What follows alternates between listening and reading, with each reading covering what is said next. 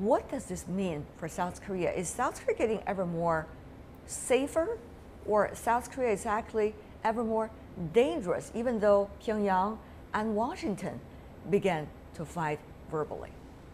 South Korean public, we have been pretty much familiar with all this series of provocative wording from Pyongyang. So this is not actually our first time, to listen to this kind of very stimulating wording from the Pyongyang. But probably this might be remembered as our first time to listen to this kind of stimulating word, another like exchange of stimulating words between the Pyongyang and Washington now. But so far it looks like, again, the Seoul looks pretty much stable, or people are trying to be more like, how would you say, stable intentionally, because we do remember 20 years ago in the 1994 when the first nuclear crisis did occur. Most of us really did panic, but we learned something, I think, from that historic moment. So it looks like now we are trying to be more rational as of now. But Mr. Pollack, will the U.S., that's a big question mark, if North Korea under threat to the extent that they think the real danger is there, they might not strike the United States, even though they threaten to. They might just strike their neighbors, as they earlier claimed as well. So does South Korea and also probably Japan face the danger? I think, frankly, South Korea and Japan face the potential dangers much more than the United States. I think, although there is understandable concern in many places in the United States about the possibility that North Korea will ultimately possess an operational nuclear weapon that can reach the United States, the real dangers right now are on the peninsula and in the immediate region. Not against the United States. I don't want to call the exchange of threats between the U.S. and North Korea just to be a game, but the realities are that the dangers are very physically concentrated in Northeast Asia, and that needs to be the real focus of concern, in my view. And I think that frankly should be the real focus of concern of American policymakers. So is China concerned if its own security is being threatened as a result of these rhetorical words, at this stage at least? Well, actually, China's national security has been threatening more and more seriously with the escalation of the danger of war on the peninsula, although I firmly believe the war is not immediate at all. The problem or the danger is the escalation of the further test will trigger the escalation of military preparedness and the political consultations between Washington and Seoul. Now, fortunately, Seoul and Washington haven't reached the consensus about the military action. If the situation reaches that point, that would be a real danger of war, and the spillover of the war effect will certainly damage all of the surrounding nations, including China. Can China do anything to avoid a possible war, even possible military conflict based on unreasonable analysis of the reality? Unfortunately, there's no any effective way for China or tool or leverage in China's hand to prevent the war from happening. I mean, the war either between the two Koreas or the war between North Korea and US participated by the South Korea. No leverage. However, the only way for China available is to bring about the negotiation solution, negotiated solution, a peaceful solution to the nuclear issue, to defuse the danger. Having said that, then let me just read a quote coming from the Chinese Foreign Minister, Wang Yi. He said this after the UN Security Council reached a resolution further doing economic sanctions against the DPRK. Foreign Minister Wang from China, Mr. Wang Yi, said, "We are entering a critical phase on the situation in the Korean Peninsula after the resolution is passed." So, Ms. Lim, with the UN Security Council resolution, we know it's not the ultimate solution. We all know that. We're not naive, right? But is it going to be a window opportunity considered by all parties? Or is it going to be wasted by parties involved as a window toward the future, further and bigger tensions? Yes, of course. To some degree, I share a kind of critical observation with people who are really critical or pessimistic about the effectiveness of sanctions. But still, the meaning of this collective action, I don't think it is meaningless because, again, from the history, what you learn is, again, the North Korea was always, trying to play with its different cards. So whenever we show some gaps actually between us, if so, it can be a good opportunity for them actually to manipulate those gaps.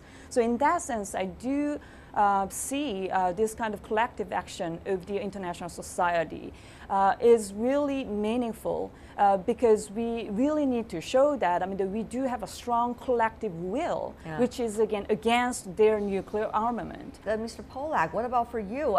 For your analysis of what has followed after the UN Security Council resolution, remember President Trump was claiming it as a big victory. Okay, a big victory for what?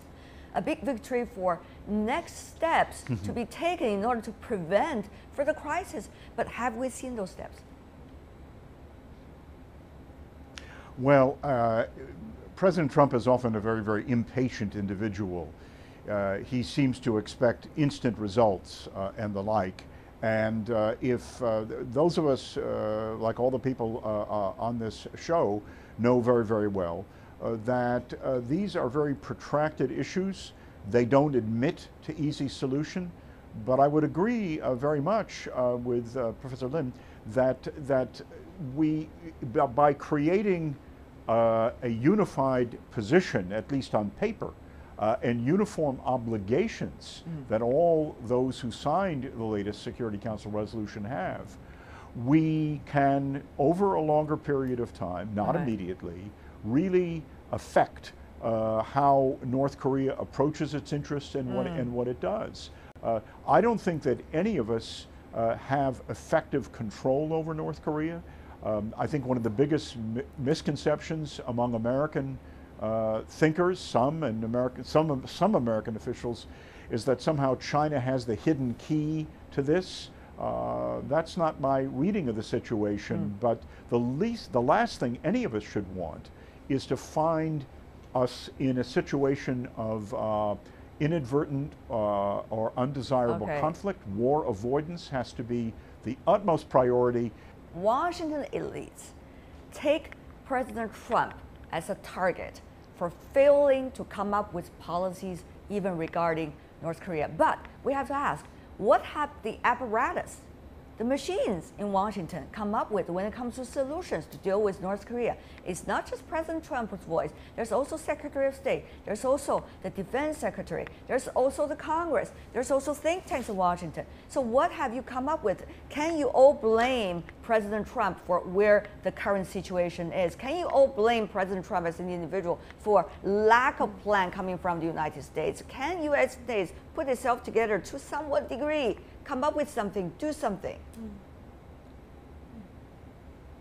Well, first things first, I'm not going to blame President Trump for this situation that has emerged over a very long period of time. I am, however, holding him accountable for the words that he uses now, which could needlessly trigger worries, concerns that we could be closer to war. Now, again, I agree very much with Xiyu that I do not believe we are on the edge of a conflict, but it's very important to not to make what is a very, very difficult situation that much worse. Okay. At the end of the day, I would acknowledge, and I would agree with you, that to talk about a solution here really presumes that there is a compatibility in goals between, let's just say, the United States and North Korea. And that clearly does not exist in any way, shape, or form. But what the United States does share with other powers, including China, All right. is a belief that there can never be an acceptance of the legitimacy of the North Koreans pursuing a nuclear weapons capability. So what's next, Mr. Yang? What's next? It's already quite clear to us, some facts at least. Before North Korea does anything, we are already seeing ever more divide among the countries in Northeast Asia. That's what we're talking about. Yeah, actually, now the key words is how. We have a complex of differences and contradictions, not only between U.S. and North Korea, among every party between. And the key word is how. And how the international community, for example, how the 5 countries in the SIG party talks to act coordinately or cooperatively or differently. That will lead to different direction. I think that is the core meaning of the window of X. Window of opportunity you mentioned, or window of new round of conflicts leading to uncontrollable war. So for the ideal result, we hope we need to have a coordinated and cooperative actions, at least among the 5, based on several fundamental consensus. For example, number 1, what is the key words of the solution of the complex nuclear issue? Maybe American friends say, very simple, denuclearize North Korea, that's it. But for China's way, maybe a little bit complex, say, besides denuclearize North Korea, we want to bring about the denuclearization of the whole peninsula, and as well completely, fairly address North Korea's legitimate concerns in diplomacy and security and economics. That's what China say, freeze for proposal.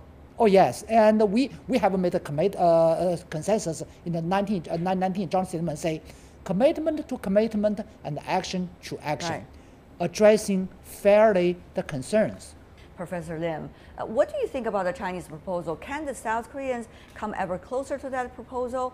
Will South Korea be able to convince the United States to come closer to that proposal? THAAD deployment, absolutely, it has been controversial, or even that kind of joint exercise. Some more like a radical people have been like a negative or pessimistic about, critical about that too. But our general understandings about the THAAD and about our joint exercise with the United States is our legal right, I mean, for our defense. It's not, again, offense against North Korea. That's our, again, the general understanding. And it's only for our defense purposes. So in that sense, I mean, you said like a freeze for freeze or that kind of, more like equivalent exchange between the two. But generally, again, Korean public don't think the THAAD issue is that equivalently, correspondingly provocative or offensive against the North, like their nuclear, that kind of ambition. Mr. Yang, perception very different. Very quickly to respond from your South Korean counterpart, Mr. Yang. Well, I think THAAD issue, nuclear issue, and nuclear and ICBM issue on the peninsula, for China's point of view, a complex issue. We cannot separate all of the stuff, items from each other. And the problem is, in China's view, during the past 2 decades, both North and South Korea are engaging the arms race by addition with addition, adding North Korea's military capabilities and adding South Korean military. And as a result, our host Tianbei mentioned, are we safer than before? North Korea and South Korea are safer than before? Absolutely no. And as well, you are unsafer than before, and we are unsafer than before either, because of the complex escalation of the tensions on the peninsula. So we need to change our mindset, and we to re-explore the new way towards the peaceful solution. I'm having a long sigh as well before we wrap it up, but I want to have one very simple sentence from every one of you. What would this mean for our Northeast Asia? One sentence and one sentence only, briefly. Professor Eunjung Lim. Again, I can agree more with Mr. Yang and with Mr. Pollack. Again, here we refers to 5 party, okay. minus again to North Korea out of the 6. So this at least 3. If it is impossible to get a kind of consensus among 5, at least 3, right. China, US, and South Korea, we have to get a consensus before actually we move on to another Okay, action. one sentence. That Okay, Jonathan Pollack, your turn. The deeper issue here, in my view, is not only the immediate nuclear issue, but the very character of the North Korean political system, and the fact that unlike all of its neighbors, it is not interested in genuine engagement, genuine economic advancement, and normal relations with others. Last but not least, Mr. Yang Xiyu. It's high time for the 5 parties to rethink about the cooperation and the coordination on this complex issue. If freeze for freeze is not good, please offer a better replacement.